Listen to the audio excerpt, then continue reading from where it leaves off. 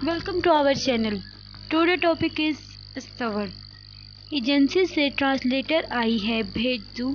इसके मैनेजर अमन ने खरीदी गई अमलाक के कागजात वहीं छोड़कर मेज से आज की डाक उठाई जो वो देख चुका था और कुर्सी से उठते हुए पूछा, ओह ये मीटिंग आज थी, अब मूड नहीं है यार। अतीब ने सुस्ती से पहियों वाली कुर्सी पीछे करके दोनों हाथ सर से ऊपर सीधे करते हुए उंगलियां एक दूसरे में फंसाई। अगर वो न होती तो किसी बहाने मुलतवी कर देता था, जैसे इससे पहले कर चुका था। तुम इससे पहले भी 3 दफ़ा कैंसिल कर चुके हो, शायद इसलिए वो आज 2 घंटा पहले से मौजूद है। क्या 2 घंटा? वो एकदम हाथ गिरा कर सीधा हुआ। हाँ जी, और मैं इसे अंदर भेज रहा हूँ। जब मैं कह चुका हूँ तो मुझे पेंडिंग गुड बाय का ट्रांसलेशन करवाना ही नहीं तो फिर बात यहाँ तक पहुँचना ही नहीं चाहिए थी। नेटफ्लिक्स और अमेज़न प्राइम के दौर में लोग सुस्त हो गए हैं। जब वो फिल्म देख सकते हैं तो पढ़ना क्यों चाहेंगे। वो इस आमद और जिक्र दोनों से खुश नहीं था। और इस दिन वो रहीका ने क्या कहा था याद नहीं। अमन दरवाजे की तरफ जाते हुए पलटा। अतीब ने अबरू चुकाते हुए सवालियों नज़रों से उसे देखा।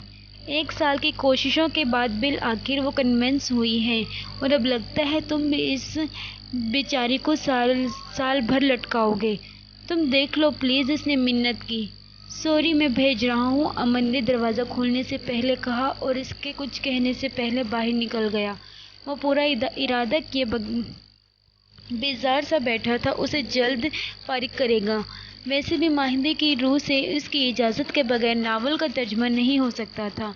ये नावल उसके दिल के करीब था, बल्कि वो नावल नहीं उसका दिल था। और लगता था कोई भी उनके एहसास को दूसरी ज़बान में इस तरह बयान नहीं कर सकता था जैसे उसने लिखे थे। और फिल्म बन जाने के बाद उसका मकसद भी पूरा हो गया था। इसके बकिया नावलों के दीगर ज़बानों में तराजुम हो चुके थे, लेकिन वो इस नावल को किसी को हाथ नहीं लगाने देता था। हल्की सी दस्तक की आवाज़ पर उसने पुश्त सीधी करते हुए कुर्सी दुरुस्त की। कम इन प्लीज़, इसने नरमी से कहा। चूँकि इख्तिताम में पेशकश रद्द होना थी, इसलिए आगाज़ नहायत शाइस्ता किया और ख़ुद को मसरूफ़ ज़ाहिर करने के लिए लैपटॉप पर नज़रें जमा दी। दरवाज़ा खुला और हील की मखसूस आवाज़ उभरी जो करीब आती जा रही थी। अनदेखा साया सा मेज़ की तरफ बढ़ रहा था। जब उसके अंदाजे के मुताबिक आने वाला कमरे के वसत में था, वो कुर्सी ज़रा सी पीछे धकेलकर सीधा हुआ और इस लम्हे कायनात साकित हो गई, सिवाय कदम कदम आगे बढ़ती उस लड़की के। सारी आवाज़ें मासूम हो गई, सिवाय हील की टक टक के। सारे लफ्ज़ धुआं धुआं होके उड़ गए, सिवाय ए पेंडिंग गुड बाय के। चंद सेकंड गुजरे थे जब वो अर्श को देखती वो मेज़ की दूसरी तरफ पहुंचकर ठहर गई। और इन चंद लम्हों में अतीब की निगाहों के सामने अगस्त 2014 के वो चंद दिन अपनी पूरी जज्जियात के साथ किसी फिल्म की तरह गुजर कर इस मंजिल पर ठहर गए थे। और दुनिया की सबसे अच्छी बात इसके पेंट हाउस में हुई थी। दुनिया का सबसे ख़ास इंसान इसके दफ्तर में मौजूद था। कोई इंसान की तारीख में ये लम्हा कहीं दर्ज हो रहा था कि दुनिया में किसी की मुराद बर आने पर होने वाली सबसे ज़्यादा खुशी इस एक लम्हे में थी। ये इतनी थी कि इस खुशी से सारी दुनिया को भरा जा सकता था। सबको बांटने के बाद भी हाथ खाली नहीं होना थे कि इस खुशी में सब्र और इंतज़ार की बरकत थी। उसकी आंखों में शनासाई की रोशनी देखने में उसके स्याह फ्रेम वाली ऐनक रुकावट थी। वहाँ आशनाई की रमक होते भी कैसे। वो आज पहली बार इसे मिल रही थी। ब्लू जेगिंग पर घुटनों को छूता, सफ़ेद इंडो वेस्टर्न स्टाइल करता जिसकी आस्तीनें 8 साल कबल वाले शब ख्वाबी के लिबासों जैसी पूरी थी।